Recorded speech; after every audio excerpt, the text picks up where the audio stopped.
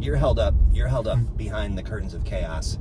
And talk to me a little bit more about this idea of stewing in the chaos. So you're like in your thing. You're in your own BEE. Correct. Right. You're in. There's a lot of foul BEE-ness circulating in just this small enclosed space behind these curtains, dusty, dirty, enclosed. You can't get out. It's a prison that you created yourself. That's what I'm saying. And you keep perpetuating it. Right. However you got in there, right? Maybe someone forced you in there emotionally, whatever. I like that. Or maybe you just stumbled into, I don't know, and unfortunately it doesn't really matter, but over time, you're locked in, you're stuck behind these curtains of chaos, and you're literally stewing in this BEE. So it's been permeating your entire being for all of this time. So at this point, we're talking about marinating. Marinating. You're in there. In a foul BEE. Come on now. Who wants that? But it can happen.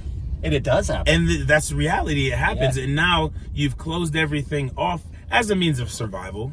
I get it. This is not about judgment. This is about acknowledging what's happening. So now you've closed everything off as a means of survival, and you begin to think, since that's the environment you're always in, there it is. You begin to think that this is every environment. So now when you meet an outside person or an outside experience or an outside environment, all you know is the stew from that ridiculous negative BEE. So you're just like, oh, this must be what people are like. This must be what the world is like. Even though some are, we know many aren't, but you've been stewing and marinating and brewing for so long, you can't even imagine it. Your view is skewed. Your view is reality skewed. is skewed. So skewed. And then, like goodness